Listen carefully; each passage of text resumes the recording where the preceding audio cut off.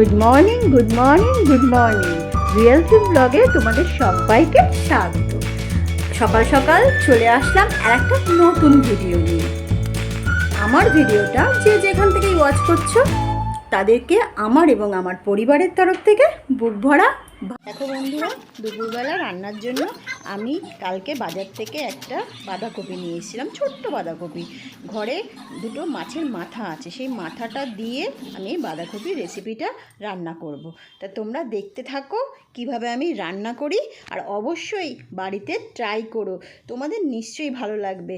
আমার হাতের বাঁধাকপি খুব সুন্দর হয়, তোমরা একবার এইভাবে দেখো, একবার ট্রাই করে।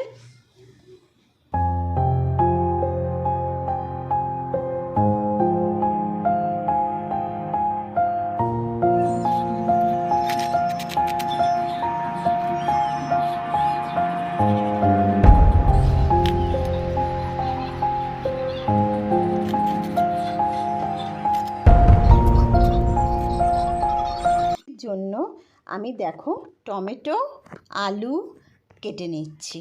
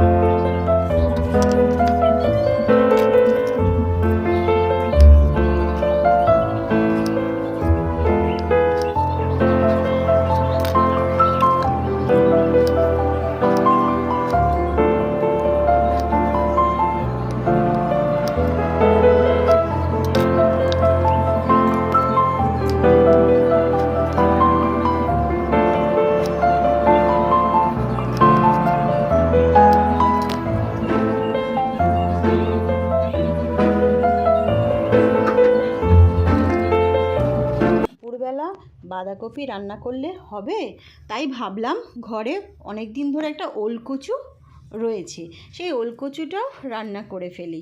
তাই জন্য দেখো আমি তাড়াতাড়ি করে ওলকচুটা কেটে নিলাম, আর তার আগে তো আমি আলুটা কেটেই নিয়েছিলাম।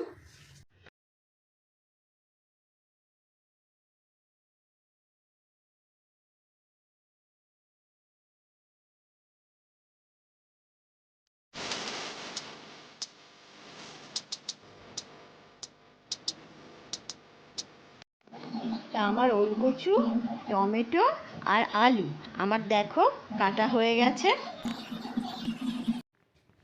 তেলে আমি জিরে আর শুকনো লঙ্কা ফোড়ন দিয়ে দিয়েছি। এবার আলুগুলোকে ভালো করে ভেজে নিয়ে তারপরে বাঁধাকপিটা আমি প্রেসারে সিদ্ধ করে নিই। সব সময় আপনারাও করবেন, কারণ হচ্ছে বাঁধাকপিটার মধ্যে যদি কোনো পোকা মাকড় থাকে, বাঁধাকপিটা একদম ডিরেক্ট খাওয়া মানে উচিত নয়। বাঁধাকপিটা সব সময় সিদ্ধ করে জল ফেলে দিয়ে সব সময় রান্না করবেন। বিশেষ করে যাদের ঘরে বাচ্চা আছে তাদের তো অবশ্যই এটা করা উচিত। তা আমি দেখো আলুগুলো ভালো করে ভেজে নিয়েছি।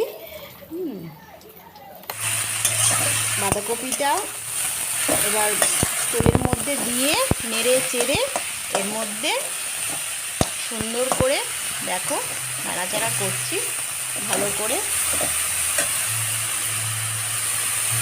নাড়াচাড়া করার পরে এবার এর মধ্যে যত রকম মশলা আছে, যেমন নুন, হলুদ, তারপরে জিরে গুঁড়ো, ধনে গুঁড়ো, কাঁচা লঙ্কা, তারপরে যারা শুকনো লঙ্কা গুঁড়ো খাও, কিন্তু আমরা বেশি রান্নায় খাই না, কারণ আমার ঘরে যেহেতু বাচ্চার ঘর, আমি চেষ্টা করি। এবার আমি বাঁধাকপির মধ্যে ভাজা আলু আর মাছের মাথা যেটা ভেজে রেখেছিলাম ভালো করে, সেটা আমি দিয়ে দিলাম এবং সঙ্গে দিলাম টমেটো। এবার আমি ভালো করে সুন্দর করে এটাকে কষাবো। কষাতে দেখো জিরে গুঁড়ো, হলুদ গুঁড়ো, ধনে গুঁড়ো এবং সঙ্গে একটু টক দইটা দিলে বাঁধাকপির টেস্টটা না খুব আরও বেড়ে যায়। এবং দেখবে লাস্টে নামাবার আগে আমি একটু গরম মশলা আর ঘি এটা দেবো। এবং তারপরে এটা দেওয়ার আগে বাঁধাকপি, যেটার জন্য সবচেয়ে সুন্দর লাগে খেতে, যেটা না দিলে হবেই না, সেটা হলো চিনি। যে যেরকম পরিমাণ চিনি খাবে সে সেরকম পরিমাণ চিনি দেবেন। আমরা একটু বাঁধাকপি মিষ্টি মিষ্টি ভালোবাসি খেতে। এবার দেখো, বাঁধাকপিটাকে আস্তে ধিমে আঁচে রান্না করতে হবে। আমি একটু ঢাকা দিয়ে রেখেছিলাম। ধিমে আঁচে সবসময় বাঁধাকপি রান্না করলে তার টেস্ট আরও দ্বিগুণ হয়ে যায়। ভালো করে নেড়ে চেড়ে এবার লাস্টে দেখুন গরম মশলা আর ঘি আমি দিলাম। বাঁধাকপি এটা হলো সবচেয়ে, একটু ঘি দিলে পরে মানে আরও সুন্দর হয়ে যাবে খেতে। তোমরাও একটুখানি লাস্টে নামাবার আগে একটুখানি সামান্য ঘি দিয়ে দেবে। ওকে নেড়ে চেড়ে ভালো করে সুন্দর করে আবার ঢাকা দিয়ে দেবে। তো দেখো আমার বাঁধাকপিটা রেডি হয়ে গেছে। তোমরা এইভাবে বাড়িতে বাঁধাকপি বানিয়ে খাবে।